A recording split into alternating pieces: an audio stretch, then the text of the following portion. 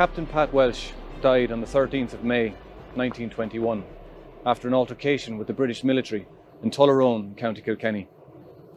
Widely regarded as one of the most well-known of those to die from Kilkenny during the War of Independence, Pat typifies a new breed, a new generation of Irish nationalists emerging from the ashes of the 1916 Rising.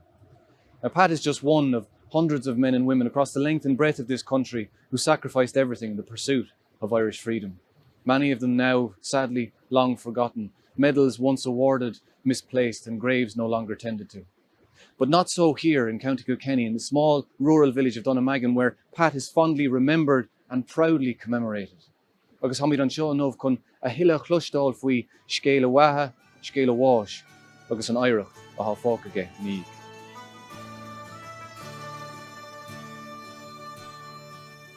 Standing bike in hand, head back, sun sliding down rifle barrel of stone, staring, leaning on the man I've never met, but always known. Gazing above Madges and Charlie Benads before, Captain Pat Walsh stands stone-faced, a casualty of war. Our little glory-brushed village of well and wayside cross, touched each and every day by his sacrifice and loss. I stand here as I've stood before as both child and man alone, in grateful pose to a man I've never met, but always known. He has stood in stone to salute many glory days. Bonfire lit lifting 97 tractor runs rake Cody led All-Ireland winning parades. I see a look in his limestone face I've never seen before. A freedom fighter's fulfilment of sorts slips across his sunlit gaze, that he has given us these glory days and so much more. I have spent my life around this man and he's watched me as I've grown.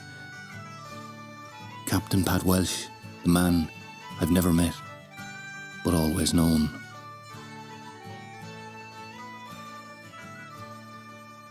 So Pat was born on the 4th of May 1887, literally just 10 months as his parents got married. So his parents were Matthew Walsh and Mary O'Neill, or Mary Nail as they say around here.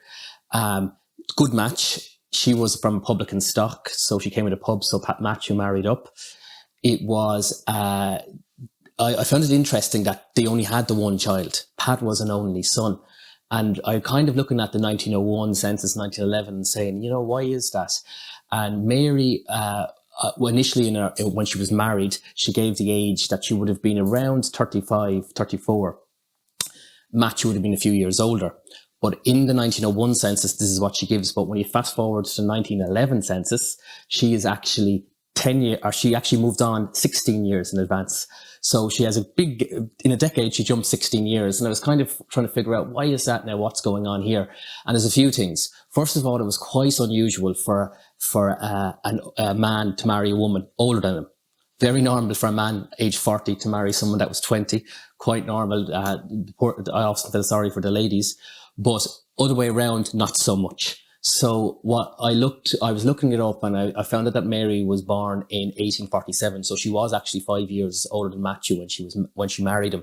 So that would have made her around 40 years old when Pat was born. That's not old anymore for a person having a baby, but back then it was. So you could imagine Pat being the golden boy and the only child. And of course they moved to Doneagan. Matthew was from a family as well of publicans. And then when they came to Doneagan, they would have set it up. So they were quite, what I would say, relative to the time, what we, in modern day parlance, we'd call a middle class family. Now that's difficult to say when you look back to us, they looked like third world because you had no running water, you had no electricity, you had no indoor toilets. But back then they had a pub and a shop, and they had the one child. So from the start, Pat would have got a good education. He went to the local school here in Doneagan, which was at Barrscoop Crossroads. It's no longer there. And then he went to Kells kind of as a middle school, which he would do just to kind of test you out. But Pat, quite unusual for here at the time, actually went to secondary school. It was unusual in that people had to pay money to go to secondary school. So for most of the time, people didn't want to pay the money to go to secondary school. It was too expensive. So Pat got a very good education relative to the time. And you can see maybe you're kind of wondering what was his plan? Was he always meant to come back and manage the shop? Was he meant to manage the pub? Or because He was very well educated. You'd be thinking, is he going to go to the priests or is he going to go become a teacher? Pat was heavily involved in the cultural nationalism or Gaelic revival of the time, which was sweeping the length and breadth of the country. Our culture under British rule was fast slipping away and disappearing, but Pat wanted to maintain our culture, our language, our sport, our music, and strengthen it. And two of the major groups to emerge from the Gaelic revival at the time were the GAA and the Gaelic League. And Pat was fundamental in the foundation of both in Dunnamaggin.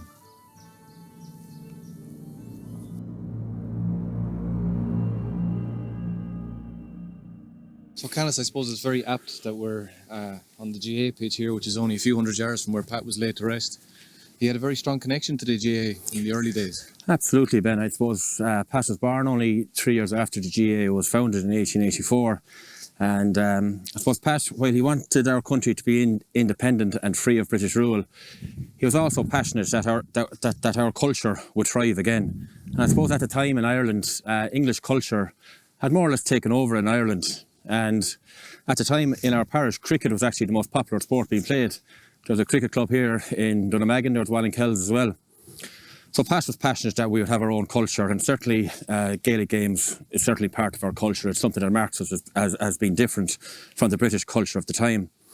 So Pat was instrumental in the establishment of the hurling club here first in 1910. And Pat played on the team, the first hurling game that was played in Dunnamaggin in 1910 against Seven Houses. He was a very good hurler, and he also, when he wasn't hurling, he trained the local youngsters. And Pat at the time, they lived in the pub down here in Dunnamaggin, and they weren't hugely well off, but they certainly had a certain amount of wealth. So Pat bought the local youngsters hurleys, he bought them slitters, and he trained the youngsters here. From a GAA point of view as well, he was a referee. He was the Southern Board rep for our club to the county board, and he was the overall rep to the county board as well. And this is at a time, I suppose, when there wasn't that many cars, so if Pat was going to a meeting for the Southern Board or county board, he'd walk from Dunnamaggin to Kilkenny or wherever the meeting was on, and come back and be met by large crowds down in Kells who wanted to hear what the decisions were made at county board level. But I suppose one of the standout moments for Pat Walsh was in 1918, when at the time again in Ireland, I suppose there was a certain amount of persecution of the Irish. If the Irish wanted to have a GAA match, they had to get a permit from the British at the time. So on the 20th of July 1918, the GAA Central Council met, and they decided that no longer were they going to seek a permit to play our own games. And they arranged what became known as Gaelic Sunday, which happened on the 4th of August in 1918. So on that day, Pat Walsh led out Dunnamaggin. He captained the team and led them out in defiance of the need to require a permit to play our own sports. Athenure was the opposition on that day. Now, this wasn't without danger as well. I think it was up in Banagher on the same day that the police baton charged a hurling match that was taking place up there. And in the Phoenix Park in Dublin, 9 people were arrested for taking part in a football match on the day. But again, I think what's demonstrated there is the leadership of Pat Walsh. He took it upon himself that Dunnamaggin again was going to stand up, that we weren't going to be found wanting. And when the British authorities at the time tried to impose their will on us, Pat Walsh and the rest of Dunnamaggin, they responded in kind and they wouldn't take it. Pat was the product of the environment he grew up in. Domination of Ireland by Britain through plantations, active union and political discrimination only furthered Pat's resolve to rid Ireland of British rule. And in so doing, he decided that if the opportunity to rebel presented itself again, he not only would be part of this rebellion, but would make it succeed. From a very young age, in his early 20s, he's got his fingers in lots of pies here in Dunnamaggin. He is doing anything that's going on, or even he's actually setting up stuff himself. So, for example, he's into the Gaelic League, which has become very fashionable to try to learn the Gaeilge. At the time, it wasn't taught in the local schools. Dunnamaggin itself actually was one of the last places in Kilkenny, and around here in towards Hoganstown was one of the last places in Kilkenny to still have the Gaeilge. If you look at the 1841 census, and that they still had a bit of Irish here, which is quite unusual. So he was trying to revitalise the Irish, wasn't taught it in school, so he's trying to learn it himself. And then you have him getting into the GAA, so the Glory Rovers, which was the hurling and football club here, and Pat was a footballer as well as a hurler. He's involved in initially setting them up. The Glory, of course, is the River Glory that flows through the village here. And Pat was secretary, and then he was a treasurer, and he was a member of the Southern County Board as well of the GAA. And the earliest I can see him, he's actually a referee as well, which for a young man is quite unusual. He's a referee. The earliest I can find him is in 1912. He's refereeing a Gaelic football match in Crone, which is not too far from here. And it's between Temple and Callan. And he's about 24, 25 years old doing that. He comes up again in 1917 in a Southern County Board meeting where he gives a report, and he's giving out big time about a match he refereed in Kells, and the Kells tournament was a big tournament that was there at the time in the next village. And he's refereeing the final of that. At this time it's hurling, and it's between Cuffsgrange and Folkestown, which are two hurling teams that are just outside Kilkenny City, or between here, we could say, and Kilkenny City. And basically in the 18th minute, a ball is meant to have crossed the line. Pat's umpires wave a goal. The Cuffsgrange lads are furious. They're saying it's a point. It went over the bar first before it ever went into goal. There's fisticuffs. Pat gets shoved around the place. Pat's umpire, one guy called Haw from Kula, he gets a punch in the face and lands on the ground. Another guy, Ray Holden from Dunamagan, he's the other umpire on the other side, he gets a punch. So Pat's furious, he calls them the biggest bunch of ruffians he has ever seen in his life, the Cuffsgrange lads. So it wouldn't be like that anymore, of course. But it's interesting just to see what pies he's fingering.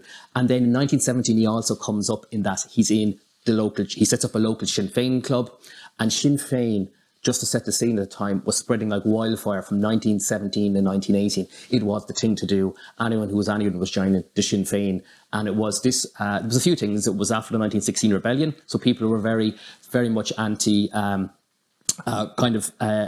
they were kind of anti as well as kind of, oh, it was terrible what happened after 1916 and the executions and all that. It was an anti-First World War thing as well. So Pat's very involved and gets involved in that, because in 1917 and 1918 there's this big fear of conscription, and Pat, being a 20-something-year-old man, would be the straight guy who would have to go to France or Flanders and join the British Army, having no choice. So this was a big movement on it. It was the initial thing Sinn Féin was pushing. He's registered at a mass meeting in Kilkenny in the summer of 1917, where Arthur Griffith is present, and Pat goes up there with the local priest here from Dunamagan, Father Hennebury, and the two of them, and you can imagine these are two respectable figures in the local community here in Dunamagan. You have the priest and the local kind of pub owner's son, shop owner's son, educated guys, and they're saying this Sinn Féin movement is a good thing, we should be all supporting this. So you can imagine how the people around here would have got on board when they seen these two guys involved in this. Pat was a very well-educated man, having completed both primary and secondary level education, something that wasn't that common at the time. He also came from quite a well-off family locally. It would have been very easy for Pat to decide to stay in Dunamagan and deal with his own affairs. However, Pat decided to volunteer in his locality, lead by example. He helped to found the local Sinn Féin club, the local GAA club. He was active in the fight against conscription. He was captain of the B Company of the 8th Battalion of the Kilkenny Volunteers and secretary of the Dunamagan branch of the Volunteers. In Pat's short life, he led by example and fought for what he believed in. My father and uncle were involved in the 7th column, Old IRA, number 7, and they didn't say an awful lot at the time, but one thing my father did say, that the Tans raided the house one night looking for guns, and they probably knew that they had guns, the fact that they were involved. So my grandfather was ill, and they went in with bayonets and pushed him out onto the floor and riddled the mattress with their bayonets, looking for guns. Then they went out to the shed and to a barn with a loft. Our loft is still there, actually, full of oats, and that's where they had the guns to hide. And they went up in the loft and went around with the bayonets looking, and just good luck that they missed the guns to the one corner of the shed that they didn't look. So that night, then they were forced to, with their hands over their heads, to walk up to the road.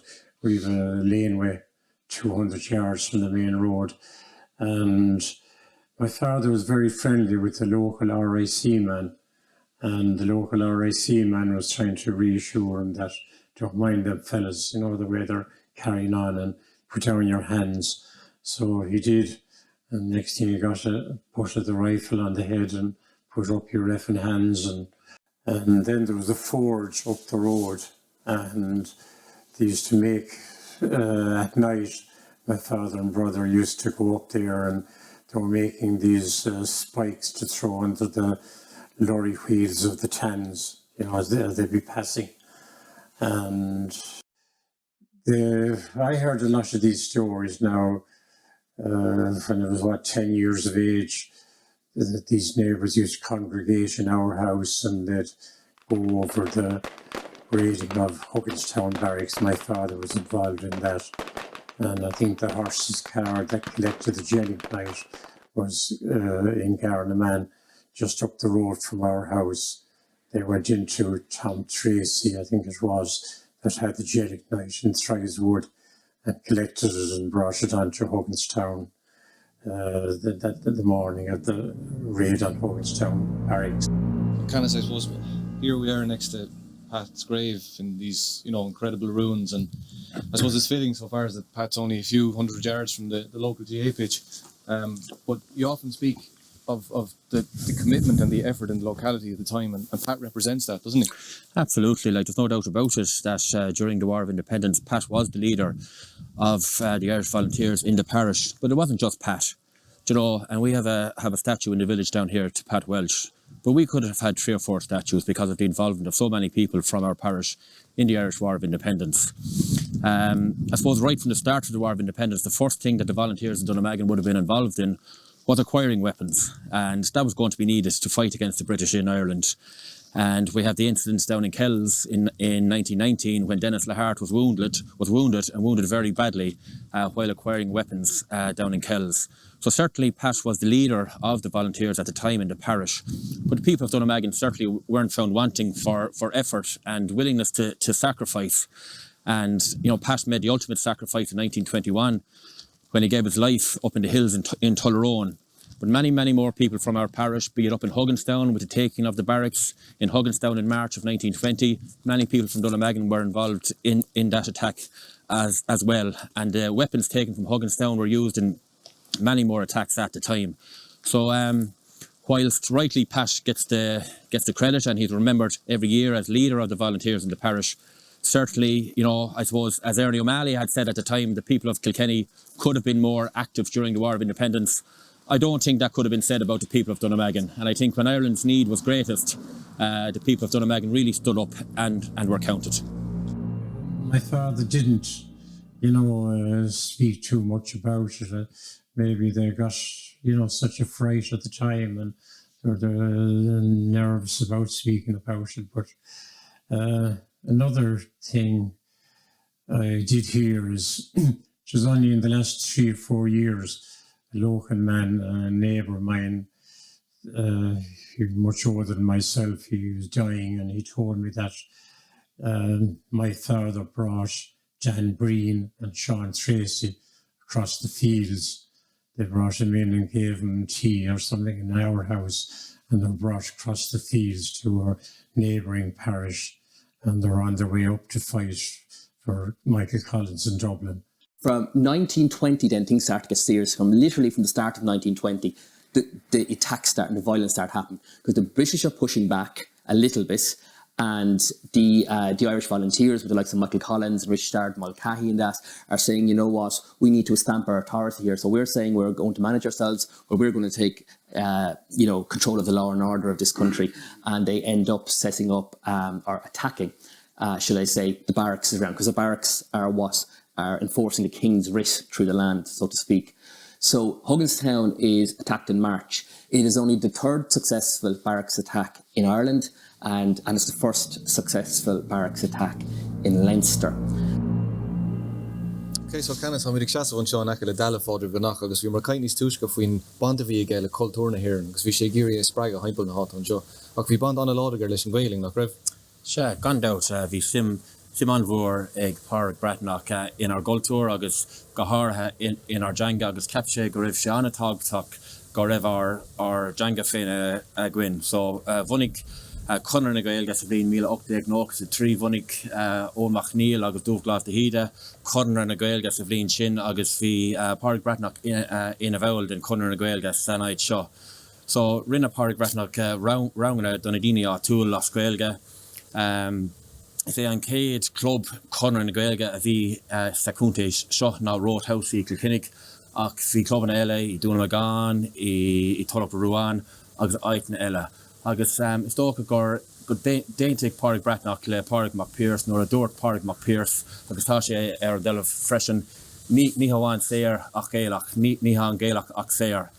Pat Walsh didn't want Ireland just to be free, he wanted us to have our own culture as well. So it wasn't good enough just to have our independence, he wanted us to have our culture as well. And he didn't want us just to have our culture, he wanted us to be independent of British rule as well. So that's what we've achieved eventually, and it was because of the efforts like people like Pat Walsh that we managed to achieve our independence after the huge sacrifices of people like Pat Walsh. And you yourself are the chairperson of the Pat Walsh Memorial Committee, and this particular memorial here is something that I suppose we see that this has been commemorated not just as a centenary but back through the years as well. That's right, Ben. I suppose it's something we're very proud of here in Dunnamaggin. It's fantastic the last couple of years. There's centenaries going on all over the country, but here in Dunnamaggin since 1950 we've a parade here every year at Easter Sunday to remember the efforts of people like Pat Walsh and the other people from our parish who were active during the War of Independence and who were willing to sacrifice all for the sake of our country. So many people, men and women have gone before me who are involved with the Pat Walsh group here in Dunnamaggin, and we're just carrying on the great work of those people. And again, as I said, I'm very, very proud that it's going on for as long as it is, and the people of Dunnamaggin have shown again that we're not prepared to forget the efforts of people like Pat Walsh, and I hope that continues for many years. I was always very interested in history, and when I heard that Pat Walsh attended school in Kells and that he used to speak a lot of Irish, and that I was very, very interested and impressed. So I've been attending, I suppose, every year since 1966 I've been attending. So I'm now treasurer of the Pat Walsh Memorial Committee here. But ever since, at that time they used to have Easter Sunday at 3 o'clock in the afternoon. We now have it after Mass on Easter Sunday morning. We have our commemoration. But it's been very well attended down through the years. You speak about it like that, the children, the next generation. What was it like for yourself, so say, as that 10-year-old boy hearing these stories? When you first heard them, can you remember the feeling that you got? No, I was very, very interested in history. But before that, my grandfather and his brother were evicted from Dangenbeg, which is only over the road from here. And the reason we were told anyway, it was the house was blocking the view from one of the bedroom windows in Castle Morris, which is a big old house, supposed to be 365 windows in the house, and decided that they'd level the house. So they came to Kells then to Garnaman, and the local family were after leaving our farm. And the rent was a big thing. John alluded to that there about paying the rent, and which was difficult. So our family stayed there, and my granduncle John O'Shea left Garnaman and went up to Dunnamaggin to Ballintee, and his son Phil O'Shea was involved in the Dunnamaggin column, and they were great friends with Pat Walsh. So that to me was, all history, and I was very, very impressed with what went on at the time and how they fought. Pat was well known to the British authorities. He was an educated man with leadership. He was a direct threat, and Pat was well aware of this. So instead of staying in Dunnamaggin and making himself a sitting duck, he decided to take the fight to the British. The combined columns of Ned Aylward and Seán Hogan were billeted in Dunnamaggin in May 1921, and Pat joined that column on the 9th of May. But before leaving Dunnamaggin that morning, he turned to his good friend Andy Forrestal and said, "Good luck, Andy. I'll be back again with a new Ireland for you."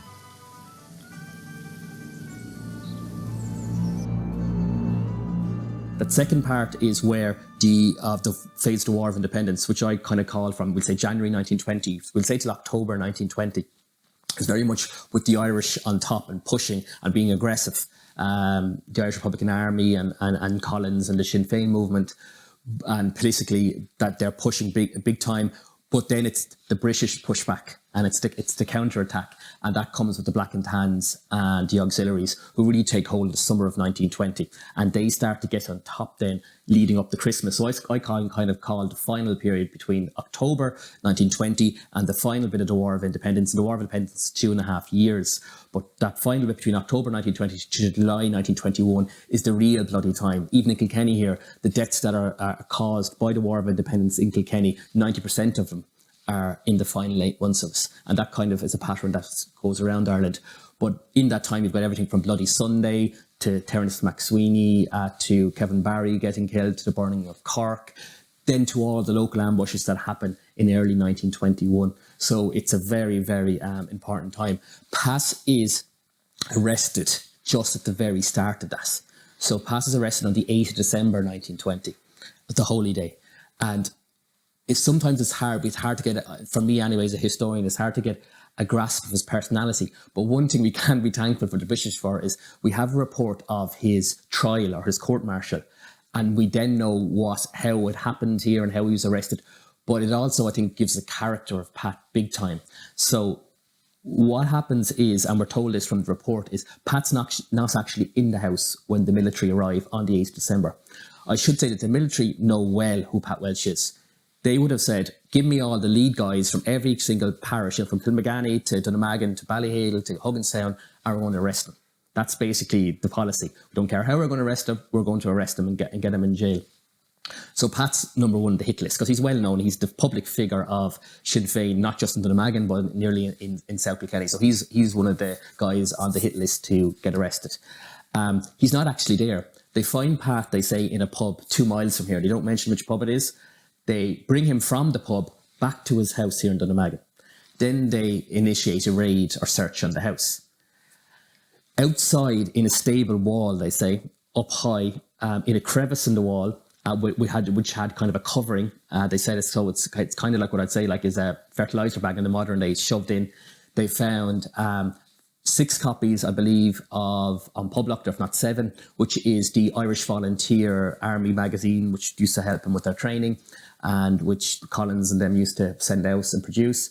And they found 2 copies of Dáil loan bonds, which were what Pat was doing in the Sinn Féin, with his Sinn Féin hat on the previous year, which was selling bonds all around the local parish to raise money for the local government, or for Collins' government, and for the IRA as well. And there was a lot of those selling going on in America as well. And Pat, they get caught there. Now Pat, it's interesting his trial. He's arrested on the 8th. He spends Christmas he's brought to Callan first to the military, then brought down to Waterford. In Waterford, he spends the whole of Christmas in Waterford, and his trial is only at the end of January. So he's in nearly a good 2 months, nearly 2 months in prison. What's interesting about his trial, or his court-martial, I should call it, because Kilkenny's in military law by this stage, so it's the military courts there, not the civil courts that are doing it. So he gets his court-martial. Is that usually what happens with the IRA guys when they go in, all the locals, they go and say, I do not recognise this court, or kind of like no comment, no plea. That's what happens. Pat goes in and he says, I'm going to plead not guilty here. I don't believe in any of this. But Pat then goes on and defends himself. And he acts as his own kind of barrister or lawyer. And I found this quite interesting, because he is now questioning the soldiers who have arrested him in his house, and he's getting the better of them. Like, he's on top of them, and, you can see his kind of mental agility in this as well. So he's, he first of all said, I don't recognise this court. I don't believe in anything of this, but can you please tell me where you found the documents? And they said, oh, just outside, up in the outside yard, up high.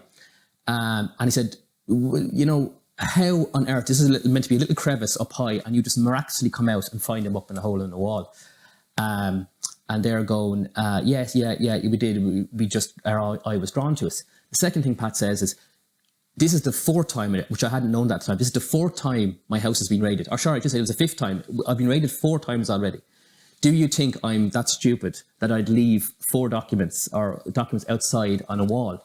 And they can't answer this. then they ask him kind of, or he says, why wouldn't I, why aren't they inside? Why wouldn't I hide them somewhere a little bit better than that? And the lads are trying to defend him, say, so it's an outside yard, no one get in. And Pat says, well, there's a kind of a mass path that runs past my house. Anyone could have put them there at any time and planted them. And again, they kind of have no answer to this. So he kind of gets the best of them. He kind of betters them. But it actually does make sense to me because they were going to get Pat. Now, in fairness, the Crown Forces got the right guy. He is the main ringleader. But to me, it is obvious that they probably just went there before, planted them there, and then found them there. And then Pat is he's even technical in his cross-examination. You never showed me any Dáil bonds on the night. And then your man said, "Oh, I showed them to you. I held them out." She said, "No, you never showed me any Dáil bonds. I only saw it on tuglocks in your hand." And again, the guy, they must have been underneath. Again, he's getting the better of them the whole time. But of course, the judge, who was a military judge, finds Pat guilty, sends him to 80 days in prison with hard labour. And in a way, I kind of think it's a pity he didn't send him a little bit longer, because what happens is Pat's only released just after his 34th birthday, and he's released just as a flying column is based in the Dunnamaggin area. He's only released a few days before he's actually fatally wounded. He is released. He knows he's going to be arrested again, which is quite likely. Like, I would totally agree with him on that. If Pat Walsh is out, right, what's the next thing we're going to get him on? Because he's not going to stay out for long. So he goes on the run immediately. The columns that are here are Seán Hogan, who was the famous Tipperary guy, famous from Knocklong fame and the likes. And he is leading a column that joins up with Ned Aylward. And Ned Aylward is a leader from Cala in the 7th Battalion area. And they form this kind of super column. And they're based all around the Dunnamaggin. They're getting fed and watered around here. And then Pat's going, off I go with you. And they initially go to Kilmanagh. And they're quite, what I like about Seán Hogan and Ned Aylward is they're very aggressive at trying to draw the British out. They go to Kilmanagh, take over the whole place, declare it a little mini republic in an Irish Volunteer, Irish Republic village to try to draw out the Crown Forces. But of course, they're not stupid enough to come out initially because they know they're going to be attacked. They're there the whole day. And then Seán Hogan says, all right, they're not going to come. Let's go off to Urlingford. We're going to attack the barracks in Urlingford. That was one of the main barracks that was left in kind of the west of Kilkenny, or northwest of Kilkenny at the time, because most of the rest of them had closed down. So they're going to launch an assault on that. So between Kilmanagh, going up to Kilmanagh and going up to Urlingford, they stop around the Tullaroan area. And the British are obviously ordering reinforcements. They know this column where it roughly is now. And they leave from Kilkenny City, and you have a mixture of military, black and tans, the whole lot. So it's a kind of a big party that comes out. It is, I suppose, with Pat and his comrade Sean Quinn, and also Paddy Power, who was with them. They're just unfortunate in that they were staying at a farmhouse up the road, and they only got word, we believe, around 4 or 5 in the morning, because all the columns spread out everywhere. They're not in just all in the one place, because we don't really know how many of them there are. But we believe there could be 50, 60 plus in a group of men, young men, so to be fed and watered. So they're spread out around the houses around Tullaroan. But he receives word that they have to meet at his Kennedy's farmhouse the next morning at 10 o'clock. So Pat and the lads decide, well, we're only after bedding down here. It's only a few hours' time. Let's go down and have sleep down there. So at least when they're about to muster and move on, we'll know where to go. I should have said that Seán Hogan and Ned Aylward, while the rest of the lads were kind of, walking through all the fields in the mud, Seán Hogan and Ned Aylward had a big car. So they were driving along, as dramatically as the leaders of this flying column. So it must have been a great sight, but they parked the car in the back of Kennedy's as well. But so Pat and them, when they do arrive, it's quite early in the morning. It could be 6 or 7 in the morning. So it's nearly daylight, So what they do is they go into an outhouse and go sleep in there. And they say, we'll hear the lads coming in the morning. The house inside might have nearly 20 people in, including the Kennedy family. So what happens then is there's shouts at 10 o'clock in the morning. Black and tans coming down the lane, black and tans coming down the lane. And the house is woken up and people are running and scrambling. And they run out the back haggard, nearly kind of past where Pat and and his friends were staying, and out the field. And what they're trying to do basically is the British are cordoning. So the house, if you can imagine, is between two parallel roads, and the house is in the middle. And what they know, what they feel is the British are going to do is come up from the bottom road and come up from the top road. So what they're trying to do is get down and get across the dike and get out of the cordon. They're kind of doing a pincer movement, as they call it in the military, to kind of capture the lads in kind of a snare. So the leader, Seán Hogan and Aylward, are running off with their gang. What happens is Pat and them, we don't know how many minutes or seconds or how long they're behind, but they're behind. The lads are gone, the house is cleared, and Pat and them are kind of only waking up and going, get the hell out, let's go. They didn't know they were in the shed. That's the big thing, because if they had known, the family would have woke them, or someone would have woke them. Old Mrs. Kennedy was blessing them all and going off throwing holy water, and the rest of the lads going off. They said she didn't manage to get Pat and them, so that was another bad omen. But anyway, they do follow the lads. So Pat and them are going down to the dikes or the ditches to follow the lads to get to the point where they get out. But what actually happens then is the British come down and they're on top of them. So Pat's cut off. So the dike that they're coming down this field. Pat, Seán, Queen, Paddy Power are cut off. They then say, okay, we'll go north. We'll take the dike up to try to go up. They tried to hop the ditch then to come out over the dike, and the field is full of black and tans. They let off a volley of shots. Pat and Seán Quinn are hit. Pat's hit in the leg. Seán Quinn is hit in the abdomen. Luckily enough for him, Paddy Power falls back into the dike. He said one of the lads grabbed him, when he accidentally grabbed him when he fell back into the dike. And the two lads were shot, and Paddy was back in the dike. Paddy had a miraculous escape. He covered himself in reeds and stayed still, and managed to stay there for a good few hours till nightfall and get out of there and lived a long life after. But the two lads were wounded badly. Pat's funeral took place on May the 22nd, 1921. 5 days after he had died, 9 days after he was shot, and 13 days after he joined the combined flying columns of Ned Aylward and Seán Hogan. The crowds that turned out around the roads in Dunnamaggin was testament to the regard in which Pat was held. The British military presence also showed just the status that Pat had amongst the British authorities. Yes, his father was informed on the day, the 18th, that he died. So he immediately contacted Ned Egan in Borriscoob, and Ned would have got in touch then with John Hickey and Pat Holden, and they arranged a meeting of the IRA in the dairy here in Dunnamaggin that night. So at the meeting, they agreed that they were going to bring him home and have him buried in his own sod, so that was important to do that. So Father Hennebury and Pat Holden and John Hickey went into Callan Barracks the following day to get passes to go to Fermoy. So they engaged Bill Egan, who had a hackney car. He's from Callan, and Bill arrived in Dunnamaggin at 4 o'clock on the following morning, and they all headed for Fermoy. Now, at that time, as you know, there was so much activity going on, especially across South Tipperary, that a lot of the roads had roadblocks and trees and trenches dug. So there was 3 times they were stopped, and they had to go to neighbouring farms to get axes and saws and that to cut the timber. So some of the locals were a bit reluctant to help them at first, but when they explained what they were doing, of course the locals then helped them. At one point they had to carry the car across a trench. So anyway, they arrived actually on the 21st, on the Saturday at around noon in Fermoy, and they were surprised to see that there was a grave already opened for Pat Walsh there, because the British didn't know about him going to be reclaimed.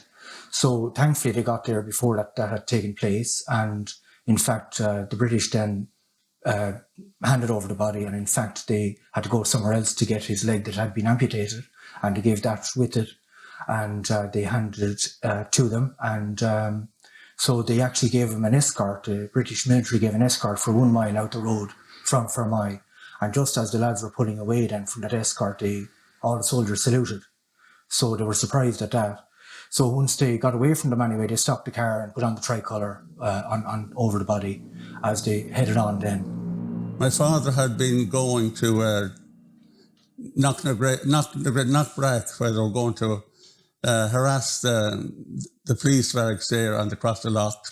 And on their way, passing through Haggart, which is down, he had an overcoat belonging to Pat Walsh on him, a good heavy overcoat, winter's time. And as they were crossing the road, a truck of tans came, and they couldn't get back, so they had to make a run for it. So they had to cross the River Glory there in Longs of Haggard. And he jumped over the ditch into the river. He got out the far side. He had been hit by 2 machine gun bullets as he went over the hedge. But he was very fortunate at that time. They used to wear scapulars. And the medals on the scapulars, that's where the bullets struck. So when he got out of the river, he had to take off the overcoat because they're so heavy and leave it after him. So he got away, and when the tans searched the area afterwards, they found the overcoat with Pat Welch's name on it. So between Callan and Dunnamaggin, a very large crowd of people gathered to follow out the car, got as far as Dunnamaggin. Now, Pat's house in Dunnamaggin, where Matt, his father, Pat's mother, of course, wasn't there. She had died when Pat was a young man. So the father, anyway, was there, and they had the remains for a while. And that evening, the British, I think, visited the house that evening. But they brought the remains across to the Dunnamaggin Parish Church here, just 10 yards across the road from Pat's house that evening. And they had it covered with a glass cover, so people were able to come in that night and file past the coffin, and many, many people did that. And earlier the following morning as well, which on Sunday the 22nd, which was the day of the funeral, a lot of people would have come before the actual funeral itself. On the morning of the 22nd, a huge British military presence came into Dunnamaggin, and they had Crossley tenders parked, and they had machine guns and rifles, and they actually put a machine gun out on the road, and they stopped people going to the funeral and searched a number of them going into the funeral. And the officer in charge told Father Hennebury that only 40 people would be allowed to go to the graveyard to follow the hearse. So, or follow the funeral to the graveyard. So, as the funeral anyway took place in the church then, and they were carrying out his coffin. So the people who carried out the coffin were John Hickey, Andy Forrest, Larry Forrest, Pat Holden, Lyda Holden, Bob Cody and Dennis Tracy. So once they left the church, then they placed the tricolour onto the coffin, and they no sooner had done that when the British officers stepped forward and swiped it off it. So they carried him anyway over the River Glory for the last time. Pat's house is right beside the River Glory where he grew up, and carried him up to the graveyard. And as they went in under the arch of the 13th century ancient St. Leonard's Church, they had a grave prepared for Pat just inside the church, which I think was very symbolic. And right beside a very old Celtic cross, which is 11th century as well, in Dunnamaggin graveyard. So the burial took place. Father Hennebury and Father Purcell said some prayers, and the British were there as well in strength, just looking out for any trouble. And so they allowed the funeral to go ahead, and a large number of people, of course, attended the funeral. And so just as the coffin was being laid into the grave, Ellie Peters, who was from Dunnamaggin here, did a bakery here for many years. I remember her well in later years. She took out a tricolour from under her coat and placed it on the coffin. Ellie was in Commemoration, and strong Commemoration presence here in Dunnamaggin. So it was a great and noble thing for her to do. So just after the funeral then, the British would have left, and they headed off towards Newmarket and off that direction. And just after that then, John Hickey and Dennis Tracy and Bob Cody came back in, and they fired 3 volleys over the grave.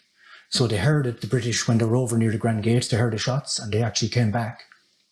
And there's a number of people still around the grave in the front of the graveyard, including Ellie Peters. So the British interrogated them again as to what happened or who was there and whatever. So they, of course, saw nothing. So in the meantime, the 3 lads were hiding about 200 yards away.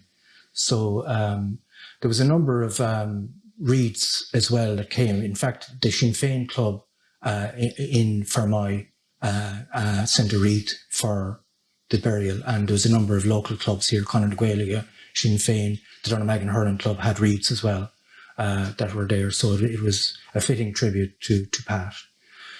So on the following morning then, there was an office and high mass held in the church here for Pat's soul. And there was 17 priests, in fact, from all the surrounding parishes. You must remember that Pat had a huge influence in surrounding areas of South Kilkenny. He set up a number of the Sinn Féin clubs Father Delanty, Father Hennebrey and himself were very instrumental in previous years, and Sinn Féin and Conor na Gaeilge clubs, and he was very active in the GAA. In fact, he was the representative on the county board for Donegal, so a very popular man. So all the priests came, including friars from Callan and Knocktofer, to attend that Mass. So that Mass was held, as I said, then on Monday the 23rd. So a year later then, in memory of Pat, of course the truce and everything was over in relation to military presence from the British point of view then in Ireland. So 600 IRA volunteers gathered at Borscoop Cross up at Egan's, and they marched from Borscoop right down through Donegal, and the Cumann Amon marched as well. And there are 2 great photographs of that available for people to see, and it was a very, very noble and great gesture on the anniversary of Pat in 1922. And when you speak of Pat in terms of the effect that it had on the locality, no more so than his family, you mentioned yourself about the fact that he lost, his own mother years previous.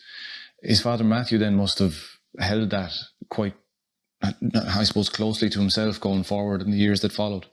Yes, well, Matt Welsh lost his only son, and Lá Anna Bhrónach Vahe done gone when the day of the funeral, and after that, his wife had died when Pat was young, so he was, I suppose, he was angry and bitter over it, and naturally enough, it was traumatic for the family at that time, and you can see on the inscription on the grave that Pat very clearly put down what happened and Matt put down about his son Pat's leg amputation and the way he died. So it was something very tragic. And what do you think it was about Pat Walsh that had him in that role, this organisation, that he was the person? Well, it's just like everything. Like he had leadership, he had commitment, determination. He had a pride in what he was doing.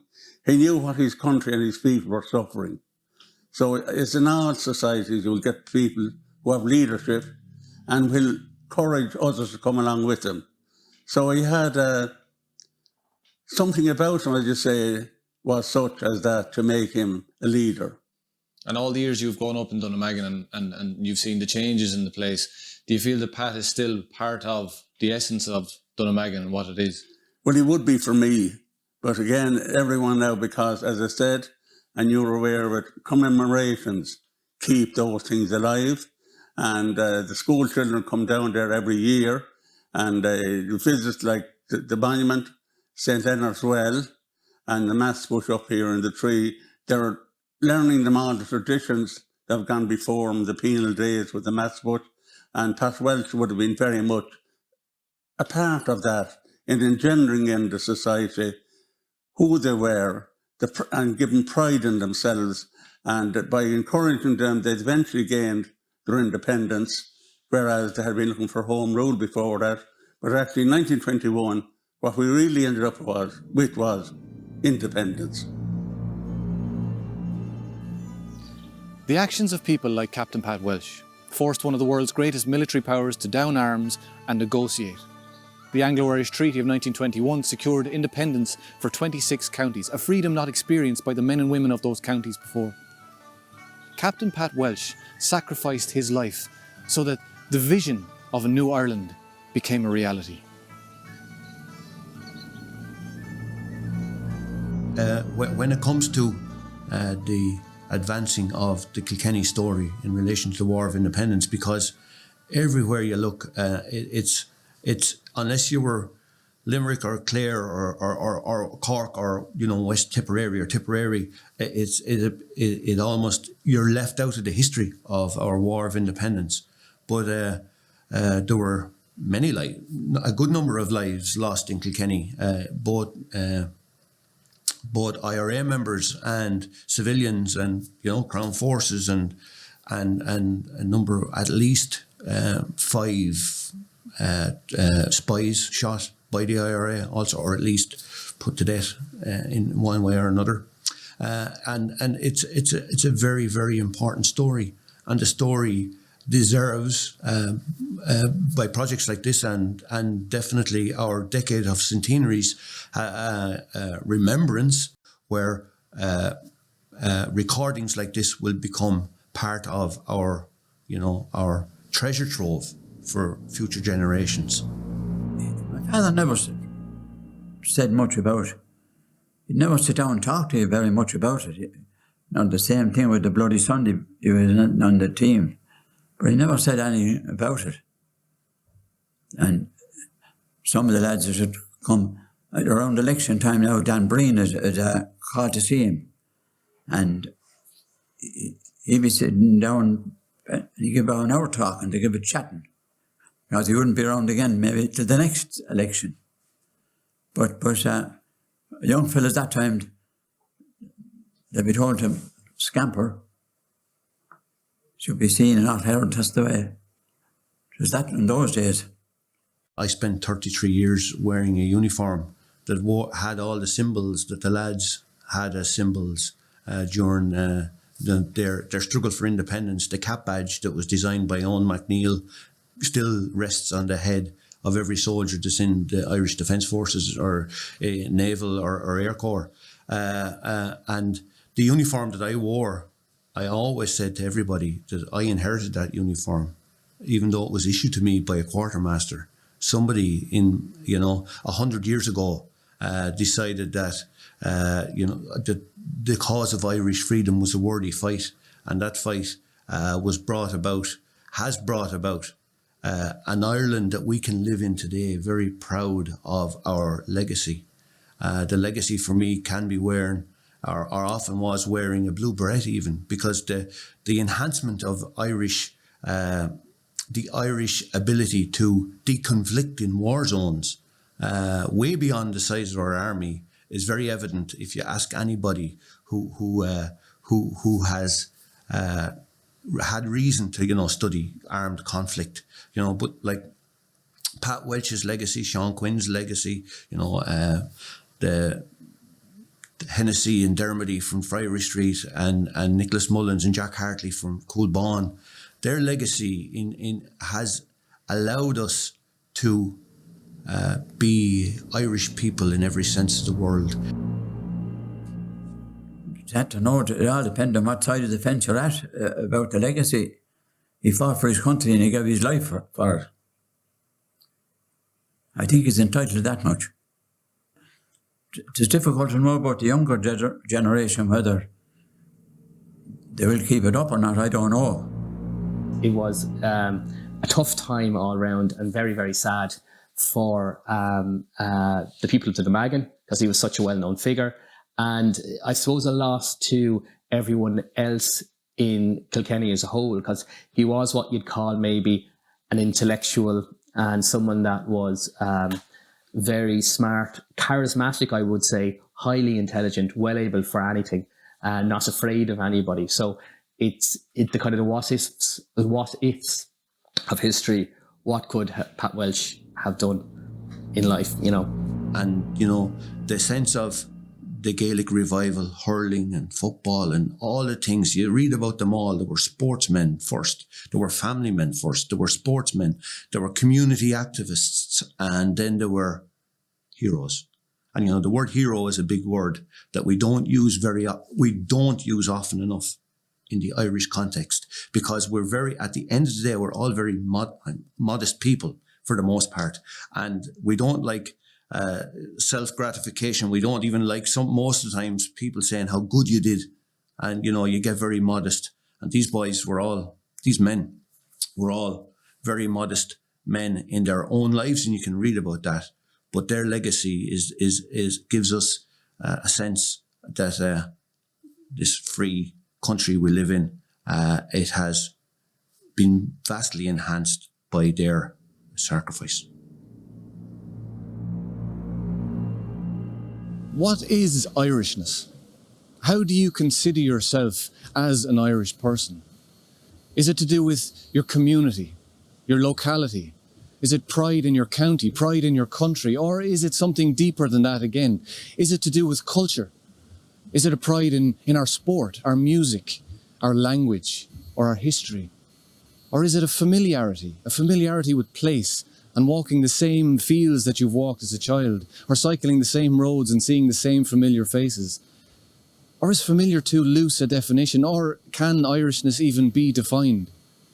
Regardless of how you see yourself as an Irish person or what your Irishness means to you, Captain Pat Walsh and freedom fighters like him fought and died so that we now have the freedom to celebrate our collective Irishness. And that is his legacy.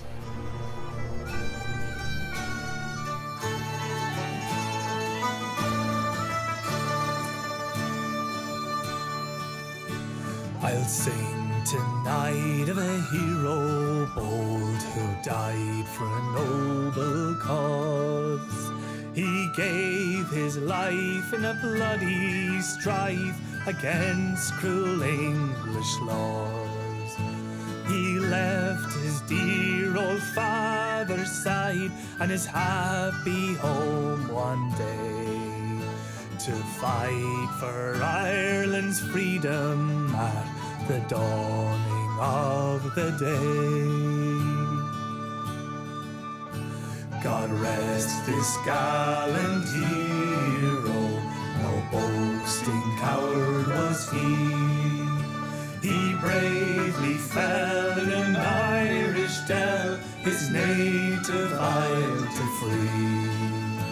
Beside his comrades brave and true, mid the black and tans rat-tat, fell the bold Kilkenny rebel, brave Donegal and Pat. With the foeman's guns around him, bravely wounded there he lay. They took him in a lorry to a dark ward far away, but his blood did flow for Ireland on Tullaroan's steep hillside, and his body joined old Mother Earth to swell the martyr's tide.